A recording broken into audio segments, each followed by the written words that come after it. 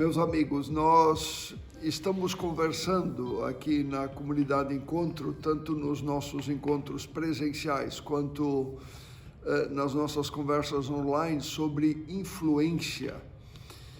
Influência, influenciados, influenciadores. Perguntaram uma ocasião para Gandhi quais são os fatores que destroem os seres humanos. E ele respondeu: a política sem princípios, o prazer sem compromisso, a riqueza sem trabalho, a sabedoria sem caráter, os negócios sem moral, a ciência sem humanidade e a oração sem caridade. O problema, meus queridos, está naquilo que se chama influência. A influência, não sei se você já ouviu, mas está sendo considerada a habilidade do século, uma habilidade buscada e desejada por muitas pessoas.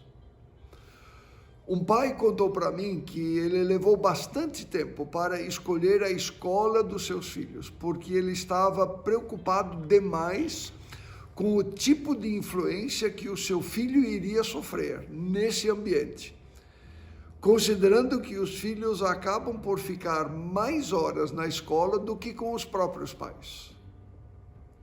Eu considerei essa atitude daquele pai uma atitude louvável e bem interessante. É preciso mesmo se preocupar com o tipo de influência que os nossos filhos sofrem. Por outro lado, uma mãe me contou que ela faz um grande esforço para que a sua filha traga suas amigas para a sua casa, porque aí ela e o marido podem ver o que está acontecendo e a influência vai daqui para lá. Será que a gente já se deu conta dessa questão da influência? Nós somos influenciados o tempo todo, mas nós deveríamos intencionalmente procurar influenciar outros com nossa fé, com nossos valores, com nosso estilo de vida. Influência é algo real, embora nem sempre nos demos conta. Um amigo meu adotou um menino e algo muito interessante aconteceu no convívio da família com esse menino. Depois de alguns anos, ninguém dizia que aquele menino era adotivo. A influência do pai sobre aquele menino foi tão grande e profunda que até o jeito de andar e falar do menino eram semelhantes ao do pai. Claro, nós precisamos prestar atenção no fato de que a influência que se exerce, ela pode ser tanto negativa quanto positiva, mas não há como fugir do fato de que a influência é real. A sabedoria da Bíblia já alertava, 2000 anos atrás, numa carta que Paulo, apóstolo, um dos seguidores de Jesus do primeiro século, escreveu a uma comunidade cristã que ficava na cidade de Corinto. Ele escreve: no mundo existem diferentes vozes e todas elas influenciam alguém. A gente precisa se dar conta de que nós, nossos filhos, as pessoas, enfim, nós somos como uma esponja. E a gente absorve aquilo que vê, aquilo que ouve na família, nas pessoas ou das pessoas com quem convivemos. A gente absorve aquilo que nos é passado através das notícias da TV, que são montadas intencionalmente, eu diria, às vezes maldosamente, para nos influenciar. Filmes nos influenciam, livros, séries, professores. 200 anos atrás, o pedagogo americano Amos Alcott já dizia: o verdadeiro professor defende os seus alunos contra a sua própria influência. Cuidado, pois, com as notícias, com os filmes, com os livros, com os vídeos do celular e com quem ensina os seus filhos. Mas não são apenas as palavras ou aquilo que nós vimos e ouvimos que nos influencia. É preciso ficar de olho nas imagens que são veiculadas. O pastor nessa semana me aconselhou, para os slides das palestras, você deveria usar imagens produzidas pela inteligência emocional. Ajuda a fazer a cabeça das pessoas. Foi bem isso, bem esse o conselho que ele me deu. E eu respondi, eu não quero fazer a cabeça de ninguém, eu quero ajudar as pessoas a conhecer o Evangelho, fazer elas refletirem para que elas livremente possam tomar as suas decisões e fazer as suas escolhas, sem fazer a cabeça. Por isso, não são apenas palavras ou as imagens, mas também as emoções envolvidas e provocadas, por exemplo, por um determinado estilo musical durante um comercial, por exemplo, que nos influenciam. Você observou as músicas tocadas durante as provas das Olimpíadas? Elas querem nos influenciar e nos levar para um determinado lugar. Influência. Eu repito a palavra que Paulo escreve aos Coríntios: no mundo existem diferentes vozes e todas elas influenciam alguém. Minha filha, que mora em Campinas, São Paulo, é farmacêutica de profissão. Quando ela, com as suas filhas, esteve aqui nos visitando, agora em julho, ela fez uma observação. Observando uma farmácia na qual ela trabalhou. E ela dizia, interessante, pai, agora a farmácia X vende picolé e sorvete. Eu não tinha observado, eu comecei a prestar atenção e vi que a maioria das farmácias agora vendem picolé e sorvete. Interessante observar onde é que está a caixa de picolé. Na porta, para que você a veja quando entra e sai, para dar vontade. Na verdade é um contrassenso. Na mesma farmácia, um produto que causa diabetes, ou outro produto que ajuda a tratar a diabetes. A meu ver, deveria ser proibido. E você já observou as caixas dos supermercados? Cada vez mais cheias, ali no lugar do caixa. Balas, chocolates, doces de todo tipo. Para quê? Para que quando você sai do supermercado, você veja e você seja influenciado, seu desejo seja despertado e você compre e consuma. Já pensou na influência da Black Friday? Dobra-se o preço e depois dá um desconto de 50%. E o brasileiro gosta demais desse tipo de ilusão. Ou quando você vai comprar uma passagem aérea em algum site, o preço está lá em cima. Você não quer comprar porque está caro, mas aí aparece uma pequena observação. Restam 2 assentos. E aí, influenciado, você compra, mesmo que seja caro. Uma das maiores dificuldades, meus amigos, é que a gente acha que é livre e independente, mas o alerta da sabedoria da Bíblia é que muito provavelmente nós sejamos escravos quando pensamos que somos livres. Quando escreveu a uma outra comunidade, Paulo, no seu escrito para a comunidade que ficava na Galácia, ele alertou dizendo, permaneçam firmes na liberdade para a qual Cristo os libertou e não se submetam novamente a um jugo de escravidão. Ele está falando de influência. Amigos, isso aí vale para o campo político, para a nossa reflexão. a nossa opção pela direita, ou pela esquerda, ou pelo centro no campo político, foi uma escolha livre ou por influência? Por alguém que fez a minha cabeça? Minha escolha por um determinado time de futebol foi livre ou me fizeram a cabeça? As vitrines das lojas, meus amigos, elas são legais. Quando as nossas meninas eram pequenas, a gente morava em cidades menores, onde não havia shopping, por exemplo.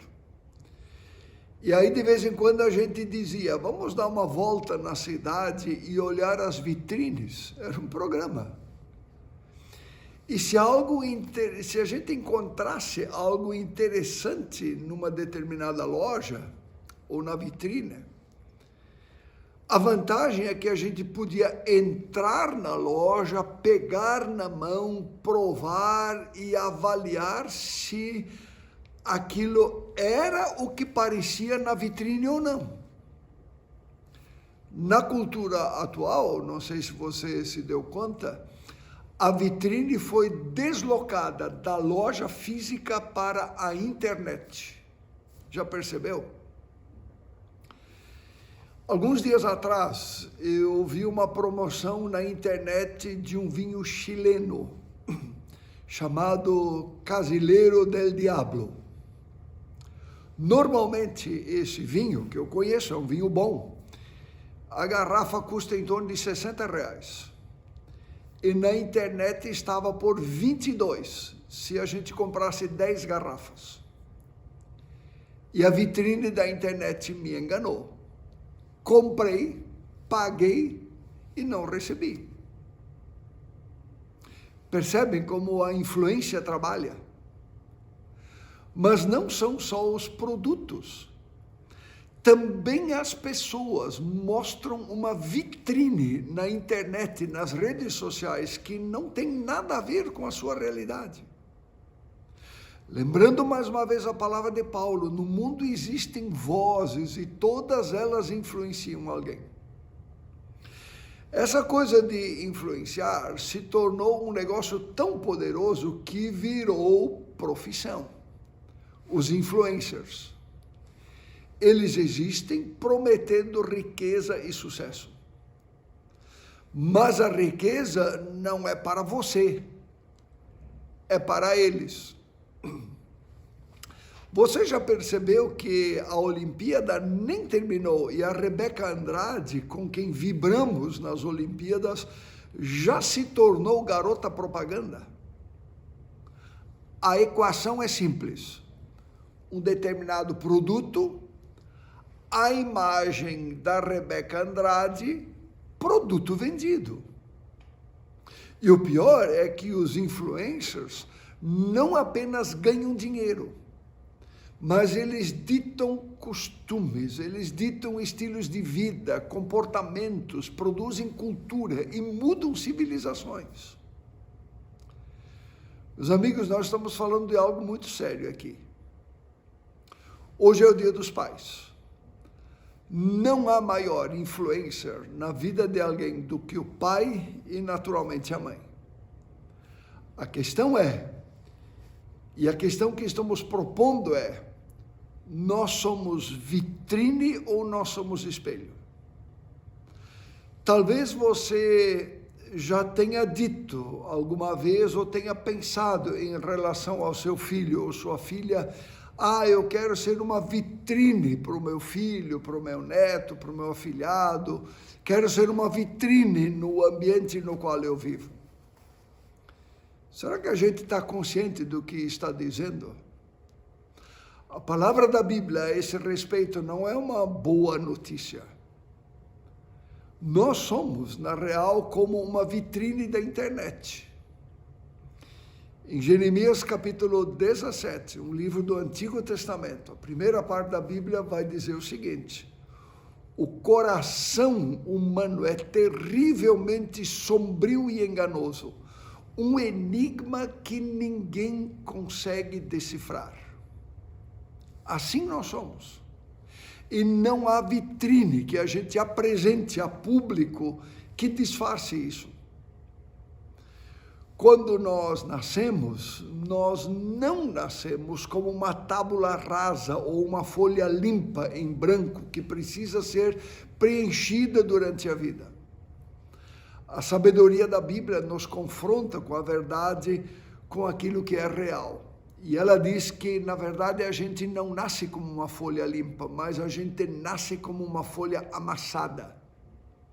O que quer dizer que há dentro de nós uma inclinação para o erro, uma queda para o mal. E nesse ambiente, as influências podem fazer um grande estrago em nossas vidas. Por isso, mesmo que a gente queira, nós não conseguimos ser uma boa vitrine. O grande rei Davi já disse: eu nasci na iniquidade, e em pecado me concebeu a minha mãe. O que Deus quer, na verdade, meus amigos, é que a gente não seja vitrine, mas que nós sejamos espelho. Eu me espelho em Cristo. E aí a imagem de Cristo fica refletida em mim. E eu reflito a imagem de Cristo na vida de outras pessoas, dos meus filhos, dos meus familiares, dos meus amigos, dos meus parceiros de trabalho. Seja espelho. A imagem de Cristo refletida em mim e eu reflito a imagem de Cristo refletida em mim em outras pessoas. Esse é o nível de influência que Jesus Cristo quer produzir nas nossas vidas. O que eu faço com isso? Em primeiro lugar, ande com Cristo. Viva com Cristo. Deixa que Cristo reflita em você, para que você possa refletir a imagem dele na vida de outros. Seja um espelho. Em segundo lugar, com a imagem de Cristo refletida em você, você será um bom pai e uma boa mãe, naturalmente. Porque aí você não exercerá uma influência nos outros fruto de algum esforço seu, mas fruto da imagem de Cristo refletida em você vai naturalmente produzir algo bom na vida dos outros.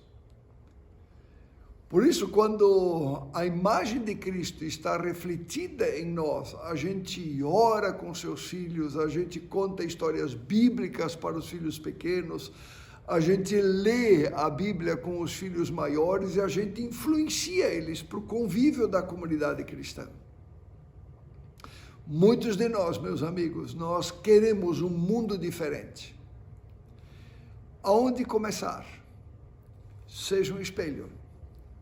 Gandhi disse uma ocasião: você tem que ser o espelho da mudança que está propondo. Se eu quero mudar o mundo, tenho que começar por mim. Pense sobre isso. Convido você a falar com Deus. Senhor, nós vivemos nesse dilema, ser vitrine ou ser espelho. E acabamos nos dando conta de que a gente não consegue ser vitrine, por causa do nosso coração corrupto.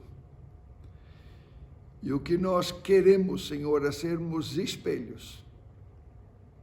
A imagem de Cristo refletida em nós, que reflete em influência na vida de outras pessoas. Faz isso em nós, Senhor, por meio do Teu Espírito Santo. Em nome de Jesus. Amém.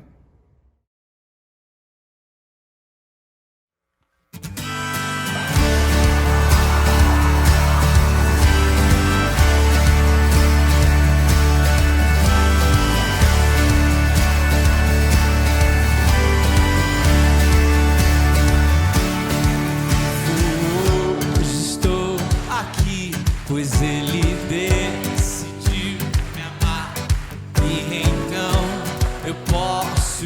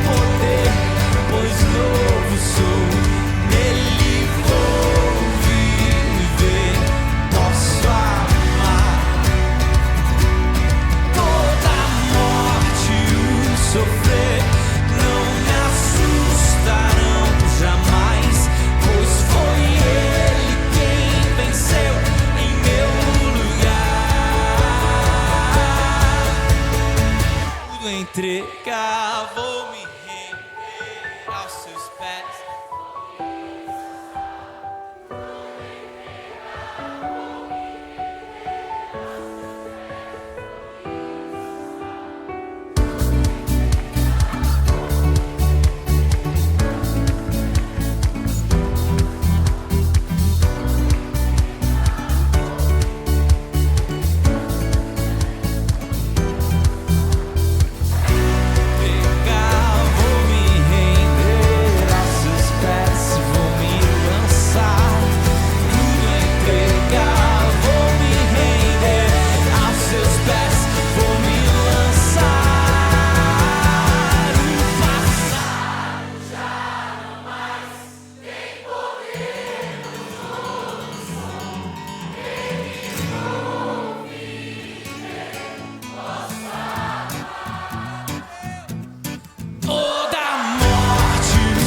Sofrer